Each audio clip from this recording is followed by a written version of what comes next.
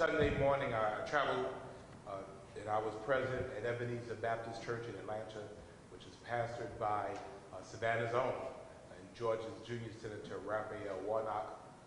As President Joseph Biden made history as the first sitting president to offer the morning sermon at Ebenezer Baptist Church on MLK Sunday. It was a great experience, and I had a couple of moments with the president afterwards, and so that was always a great experience. And it reminds us that even in the midst of all that King was as a social justice leader, as a thought leader, as a civil rights fighter, at heart, he was a Baptist preacher. And he knew that his strength came from God, and he worked in the pulpit. So it was only appropriate that we started that experience in his church at the pulpit that he once fathered. Afterwards, I made it back in time for Savannah's own MLK Observance Day Association memorial service that was held at St. Philip Monumental AME Church. It was a great experience there as well. And then, of course, on Monday, we had the largest parade in the United States of America, 271 strong, back here in Savannah, which we thought was going to be a cold day. It was actually a phenomenal weather day. I shed the coat very, very early, and it was a great day, and I hope everybody enjoyed it. This was our first parade since January 2020, and I think everybody was really excited to be a part of it. Hundreds of Savannahans marched in the parade, and again, not only showing that this is a commemoration of love and peace, not only to celebrate Dr. King, but also a recommitment to the things that Dr. King lived for and ultimately gave his life for. I'm pleased at how the parade turned out. I want to express my thanks to the MLK Observance Day Association, particularly Mrs. Deborah Adams and her team for all of the work that they did in order to pull this massive undertaking off. Afterwards, I went over to the Unitarian Universalist Church with Pastor Lisa, and there was an annual ecumenical song fest there featuring the UU choir, the Savannah State concert choir, and of course Huxley Scott. And that was a great experience, again, bringing our community together under the music and under the culture of our city. And so enjoyed our time there, and then I spent the rest of my time going around the city at various gatherings and get-togethers, and again, we appreciate everyone. And so now that the commemoration and the celebration ends, we have to again recommit ourselves to the work. We have to build coalitions to be able to get the work done that Dr. King lived his life for. So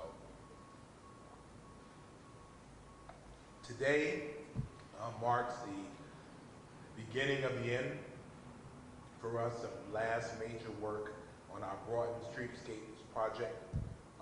As I told you before, that there was still some work that needed to be done, and so now we are closing out this major aesthetic infrastructure improvement project. The work, and I think I explained this last year, is focusing on the replacement of the temporary pavers on the roadway between Drayton and Bull Street. And once this block is complete, we will begin to work on the other block between Bull and Whitaker. As you all know, we've had supply chain challenges, and so in order to open for the holidays, the temporary pavers were installed to allow the roadway to reopen the traffic in November. And now it also allowed us time to work around the supply chain challenges of the appropriate vehicular pavers which have now arrived. And so it was important for us to give Broad Street businesses, along with residents and visitors, beautiful holiday season. So we invested in purchasing additional pavers to get this road done. And so these temporary pavers were identical to the current ones, and they'll be stored because we can reuse them in the future. It should be noticed that the city's cost of these materials was about $70,000, and the rest of the material costs and labor costs were covered by our contractor, Astra.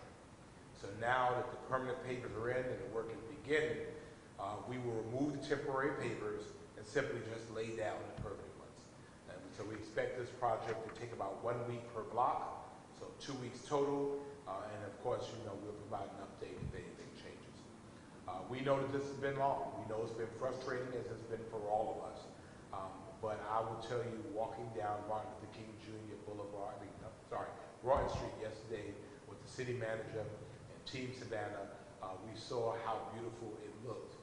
And I think that we were all very, very grateful for the long work that has been put into it. We have a beautiful, beautiful streetscape that will only get more beautiful as the weather changes and as we continue to make those improvements. So this is a location that will provide a wonderful streetscape and experience for Savannahans and visitors for decades to come. And so we're excited that that is happening. Last week we held our first city council meeting of 2023. It's the first meeting of in the fourth quarter of the 139th administration of the city of Savannah. And we started off big and strong.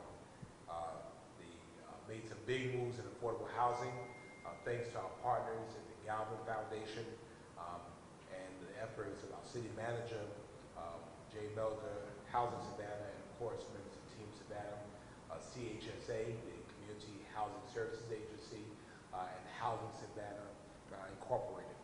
Galvin joined us to announce the largest donation ever to be given to the Savannah Affordable Housing Fund of $1 million, which eclipsed their previous record-breaking donation of $50,000.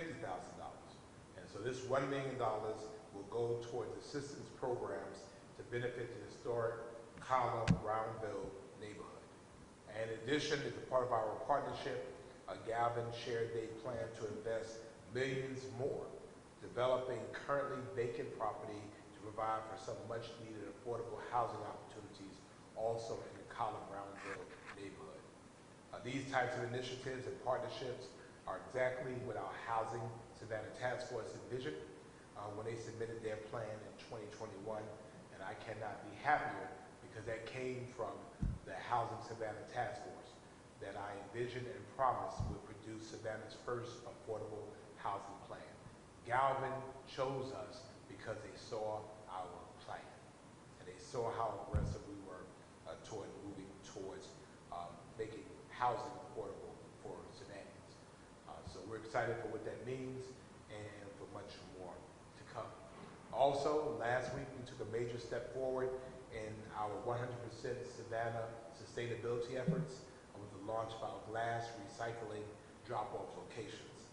And we want to thank Alderman Nick Palumbo, who helped cheerlead this, and the hard work of Team Sanitation and our partners, Glassworks. Glass recycling can now be dropped off in 2 locations, the Bacon Park Transfer Station and the Dean Forest Landfill, with more locations coming in a few weeks. So this is the first time since like 2016 that we've been able to actually recycle glass, and we're moving toward a day we'll be able to do pickup locations in the future. So to learn more about glass recycling in Savannah, you can visit savannahja.gov/glass recycling. savannahja.gov/glass recycling. So that's all I got this morning. And we have everybody's here, so let's go ahead and get some questions. Good morning, Mayor. I wanted to ask you about the local COVID numbers that are going on. Can you provide any updates on that? Is that, something that the city is concerned about right now because cases are upticking again? They are, and they're upticking across the country. Also, cases of the flu and other various airborne and pulmonary issues that happen around this time of the year. Well, the health department doesn't keep numbers like they used to on a daily basis, so we're watching it. We do have a brand new coastal health district director, which is Dr. Bonzo Reddick, who served on my COVID medical advisory team. So we're excited about that. He replaces Dr. Lawton Davis, who was an absolute superstar in my mind. He was Captain America during that time, and we appreciate him. So Dr. Reddick is now in that seat, and we'll continue to work closely with him, and we'll monitor it as we've always done. We'll follow the science, and so we'll take their recommendations, and we'll move as appropriate. But as right now, we're in a watch and see phase, but we are, you're correct, we're noticing that there are upticks because people are all over the place. Thank you, Mayor. Thank you. Good morning, Mayor. Good morning. WJCL. Yes, ma'am.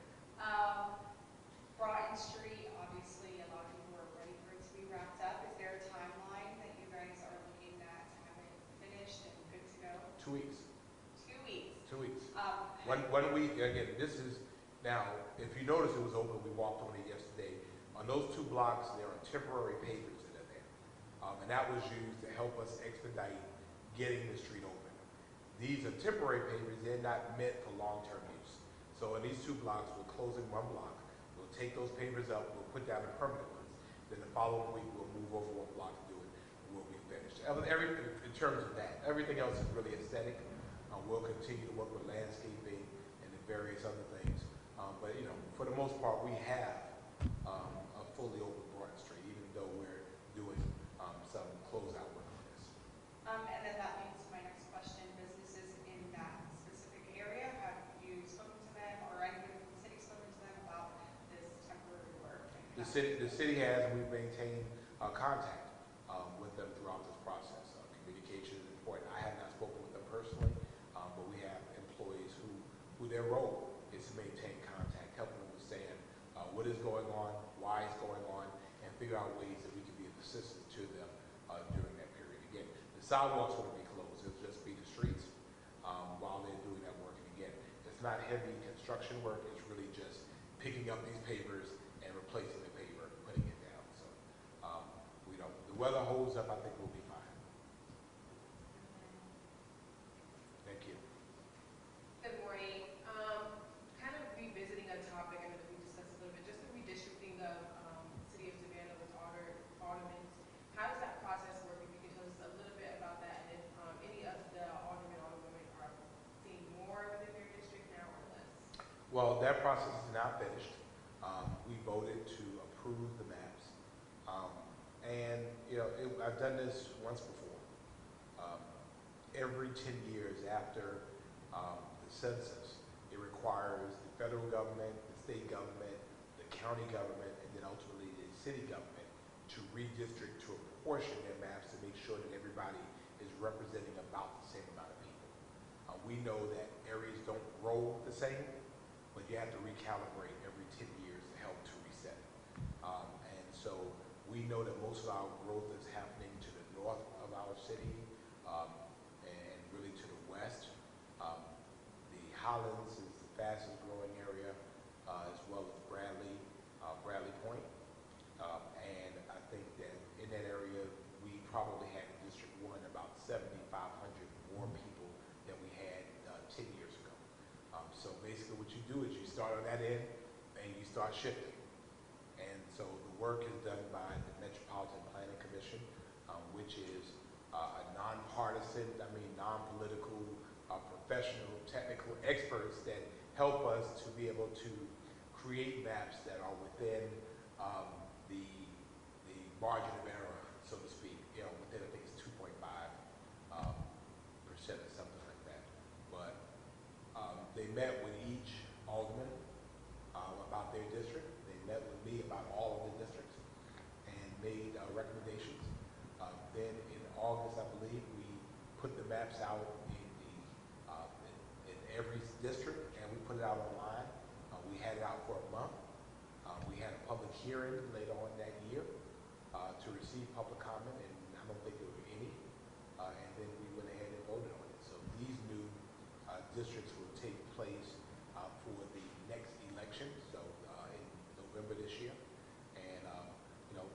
most part, very few changes, very slight changes here and there. Obviously, the districts have shifted somewhat.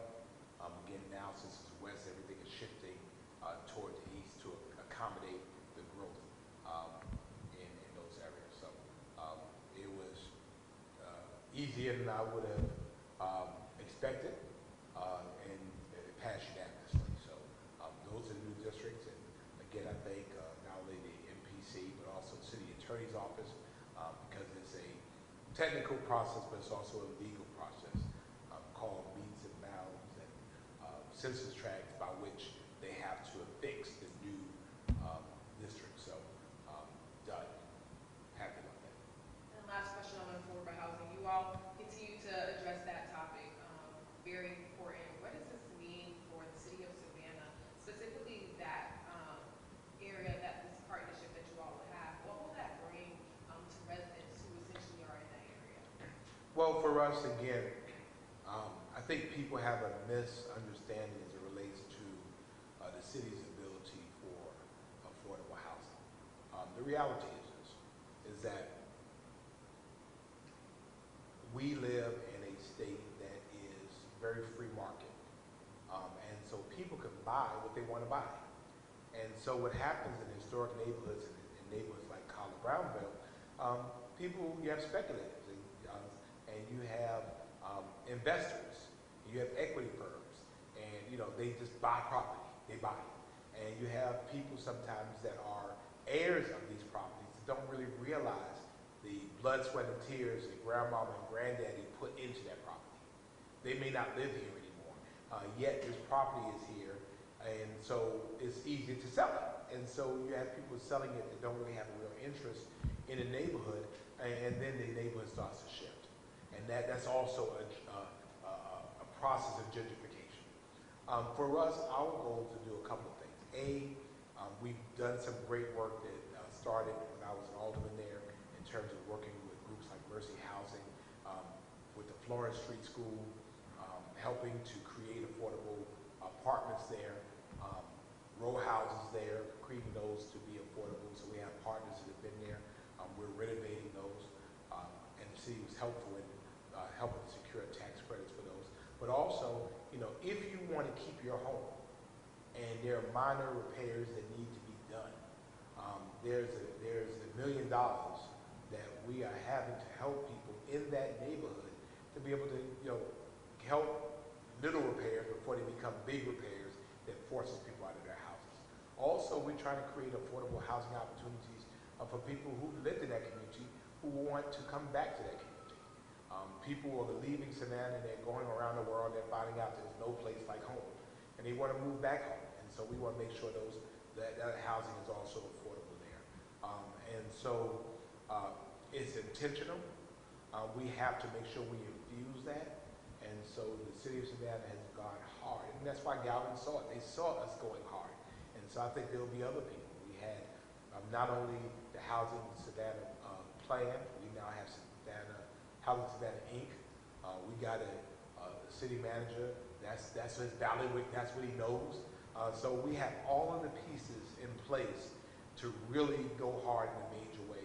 And we have exceeded almost by 100% some of the efforts that we're doing. Not only that, we're helping minority contractors because the majority of them are doing the work in those neighborhoods. So again, we're helping businesses to do the work in those communities. So it's a win-win. I am immensely grateful that we have been placed in a position where we're going to make College Brownville, which is often the barometer of our city, a way for us to be able to create a situation in which we could take a model into other neighborhoods and make it work there. Thank you. Mr. Mayor, I heard what you said. I understand about the $1 million funding to College Brownville, and we discussed this plenty of times before. $1 million is a lot of money, but when you're doing restoration, and I don't know what part I got a house that's 100 years old. Trust me, $1 million sounds like a lot of money, but when you're doing a restoration, that's not so much money. When you're talking about whole swaths of properties. And I'm thinking about everywhere from Victory north. There's so many people there that, as you said, have properties. They may not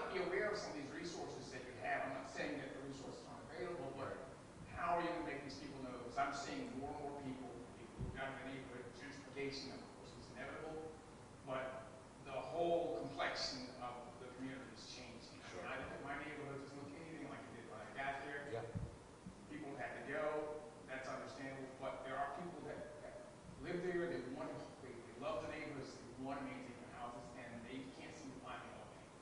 Well, I think, the reality is that the city of Savannah is the only one in that game right now. We're hoping that our county partners will get engaged in that as well. And the reality is that we're not paying $1 million is not for restoration. And so let's be really clear. We're talking about minor home repairs. And as you know, there's a difference between restoration and minor home repairs. I'm talking about it now because people know about it because they watch you.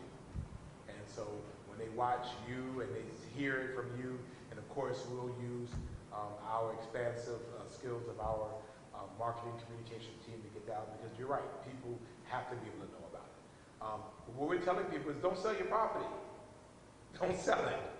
Let's find ways of creating ways for you to maintain it or control how that happens. If we do nothing, then basically either equity firms get in there, or what we're finding is that people with the tax sales go to the courthouse steps and people buy them up as well.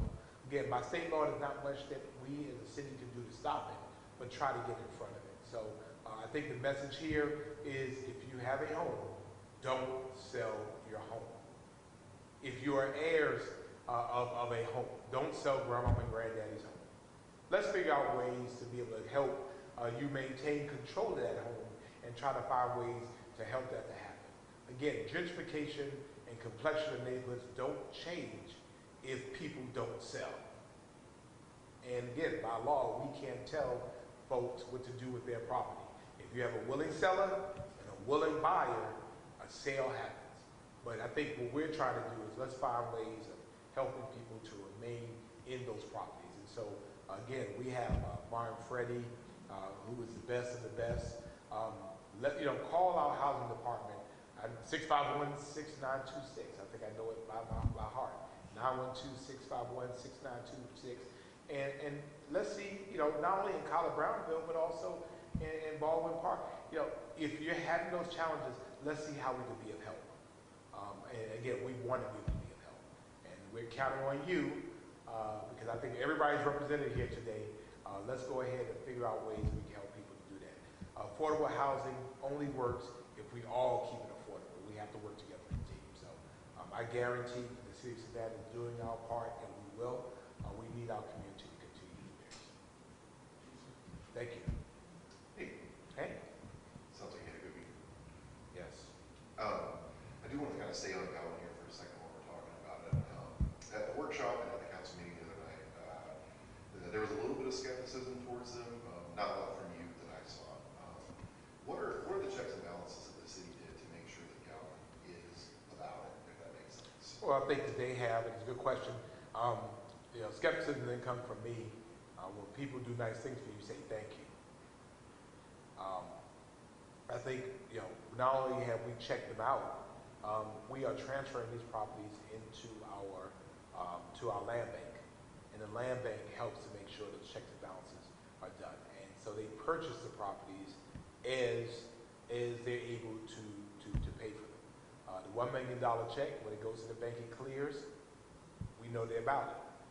So I think, again, for us, we're celebrating this. They've done this in other communities.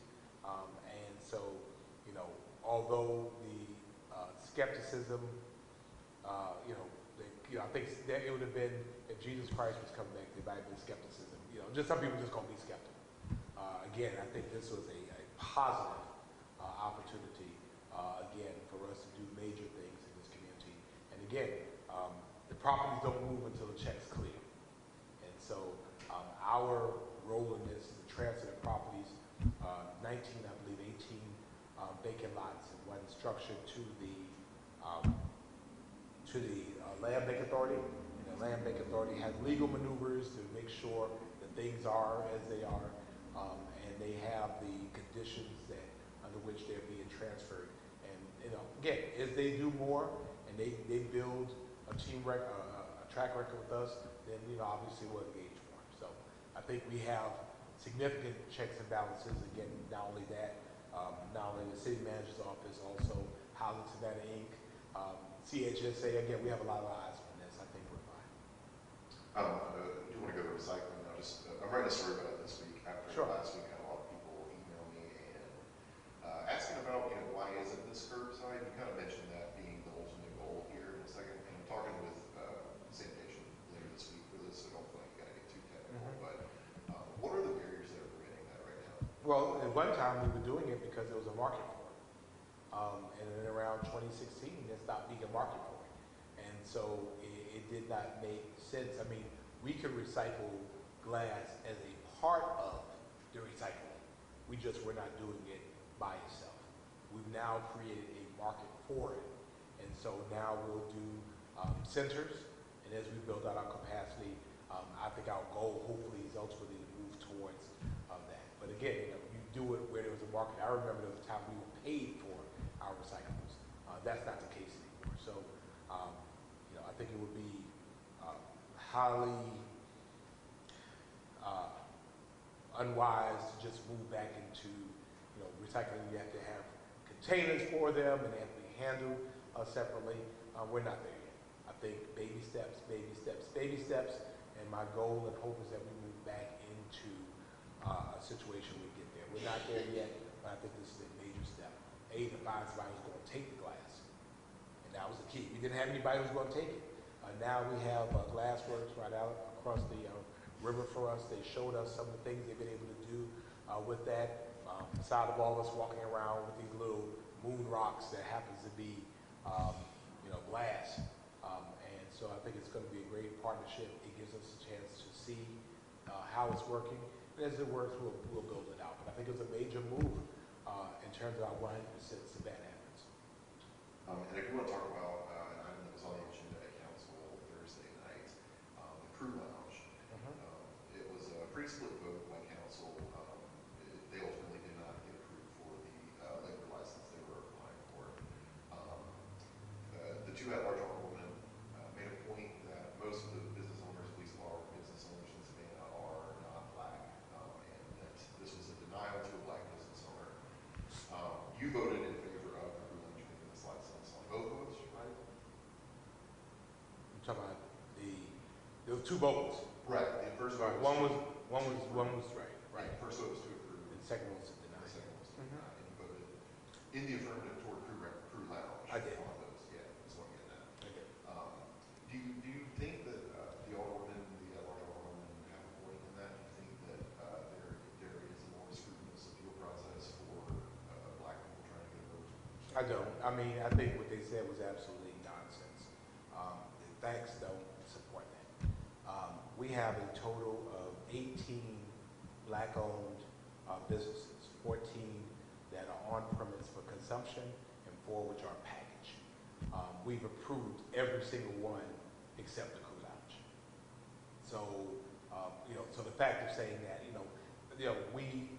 we're a majority population of African Americans. We're not the majority of businesses, nor are we the majority of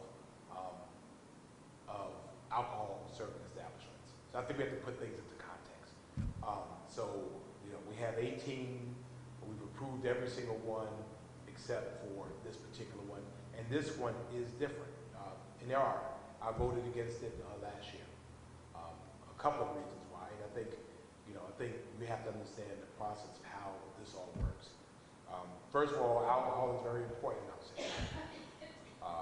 Is something that people are very passionate about. And we have learned that there are some experiences as it relates to people having alcohol. We know that there is an overabundance of alcohol serving establishments in some areas. We also know that these are also areas in which we have high crime and sometimes high undesirable activities, loitering, litter, and these other types of things. That proposed us, I started as an alderman. We had our first overlay district. That I started in the first district. We now have 3 of them as an opportunity for us to be able to slow down the proliferation of alcohol serving establishments in areas where there are high density of alcohol serving establishments. Oftentimes, the people trying to do the alcohol serving establishments don't live in that area. And so it's an opportunity for us to put a pause on that, take a step back, look at it. So I think the important thing is we have like 606 alcohol serving establishments. And again, we've approved every single one except this one. Each member of council is duly elected. Each member of council, to include the mayor, has a vote.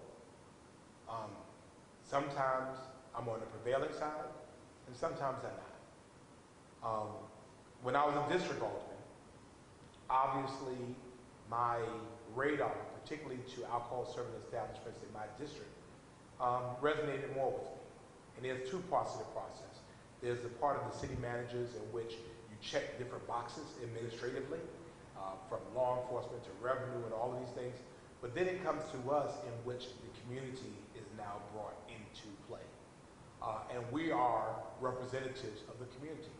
I fondly remember the stage on Bay. For those of you that remember, I was the alderman at the time. They wanted to put this big event venue on there. It checked the boxes, but the community didn't want it. And as their representative, it was my responsibility to fight for that neighborhood. It was denied, and then ultimately it was approved, and now it doesn't exist anymore for the same reasons that the community didn't want it in the first place. So I don't blame an alder person for advocating and listening to and representing the needs of their community. This license had some issues in the beginning. I mean, I understand there was construction done without a permit, which was concerning to the neighbors around it. There were events there that were not permitted, which was concerning to the public.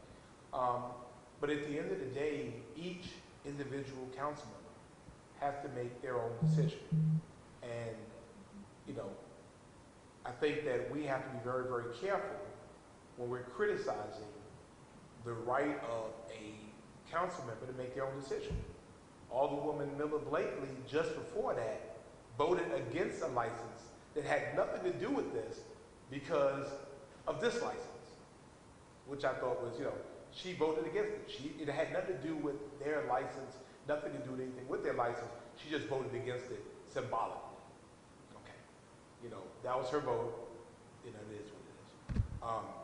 So I wish, and to those that want to have alcohol serving establishments, you know, we have the best folks in the world that do this work. Judy Jones, who I have the utmost respect for, and the members of the revenue team, members of the police team, I mean, they help walk you through those things. And then you have a district alderman, and you have communities. And so the goal is you work with the community to get to where you need to be. You don't do it and then come back. And it's different, like asking for forgiveness rather than for permission. And so I felt personally like we could have put some significant conditions on this license. And, you know, the rest of council didn't feel that way. I talked with some of them, and, you know, there are instances in South Fulton and Warner Robins in which there were other establishments owned by this establishment, owned by this franchise, or that's had some issues. They were saying that their brand is hookah, which we don't do. I'm saying it wrong. Hookah. I mean, they always get me for that. Hookah, right? I'm saying it right? Yes. All right. Hookah. And they're saying they're a hookah establishment. And we, because of our smoke-free ordinance of 2010, we don't allow hookah. So if that's your brand, that's, you know, and that's part of the reason why I voted against them last year, because they said they were going to do hookah, and we don't allow hookah. So, again, I thought that the comments afterwards about being prejudiced and being racist and all of that is unfortunate, because everyone has communities and people that we advocate for, we go hard for, and we should go hard for. But I think when you look at the statistics, out of 606, we've had, 19 to apply, we've approved 18 of them. And so, you know, our charge is to, well, is to individually look at every business on its merits, not only consider the city manager's recommendation, which he will tell you is a recommendation, but ultimately for us to also hear that community and balance the needs of the community with the needs for businesses to be able to operate. The vast majority of our alcohol service establishments we approve.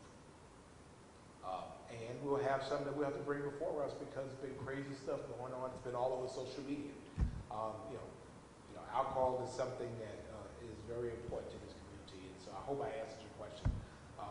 But you know, I mean,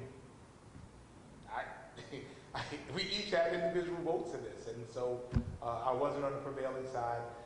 You know, you don't start calling people names because you were on the prevailing side. You know, to me, you go and say, all right, how do we communicate that we can help to make this okay in your mind to be able to move forward on it? And that does not happen. We rather get on social media and call people names. We rather say mean things about each other. And then the chasm just grows bigger and we don't ever communicate. And that's the unfortunate part. And so, you know, that's where it is. Hey, thanks for a really thorough answer there. But check it out, 606 businesses, 19 of them, again, 606, we don't have 606 minority requests. We had 19, and 18 of those we approved. So I think we're probably about over 90% approval rate for minority businesses that come before us. And again, two parts. They have to pass the city manager's smell test administratively. He makes a recommendation to us, and then they come before us. There are some businesses that if they don't pass the city manager's smell test, so to speak, if they're in an overlay district, or if they don't meet all the requirements, if they are close to a church or a school, or there's some issue of the ability of the owner or the manager, or they don't have a good security plan, they're never brought to us. So as far as I'm concerned, we don't consider those because they don't pass city manager recommendation. No, I love that inside baseball. Appreciate it, Ed. Thank you. And just a kind of a light one to leave. You were at the president's visit to Ebenezer Sunday, you said, right? I was. Anything poignant stick with you? I think what was important to me, again, I think it just dawned on me again, and I went across the street and I visited Dr. King's gravesite after the service. Dr. King was 39 years old when he died. I'm significantly older than when Dr. King was when he died. He has been dead longer than he ever was alive. And you look at this man's body of work, you look at this man's life of service, but more importantly, you look at what Dr. King was about. It was civil rights, but ultimately it moved to economic parity, and it moved to equity. And I was asked a question by some press, I believe in the Atlanta area, as it dealt with my leadership style. And it's based on Dr. King. As you all know, I've talked about the beloved community, and I spoke about bringing people to the table. The civil rights or the race or the fight for civil rights continues. And just because some black people are doing better doesn't mean we've still overcome. We still have to continue to make sure that everyone has a seat at the table. We have to make sure that that people can love who they want to love, and you know, we respect their right to love who they want to love. We have to respect the rights of Jewish people to be protected because of their faith.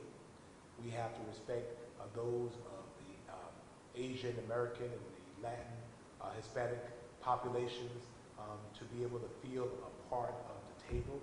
We have to respect the rights and abilities of young black men not to be treated badly by police. And so for us, it's a continuing nexus or journey we find ourselves on. And you know, I am now a beneficiary of the sacrifice of Dr. Martin Luther King Jr. And so while I have the football and I'm running with it, ultimately to pass it on to somebody else. And so I sat there and thought about this man and what this man meant, what he meant to our world. But at the end of the day, he was a preacher.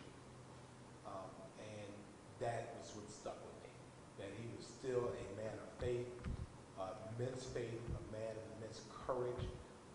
And at the end of the day, we all have to be the same thing. Faith is,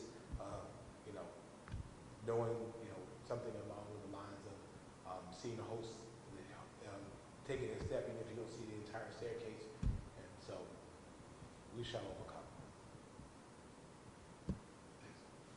Anything else?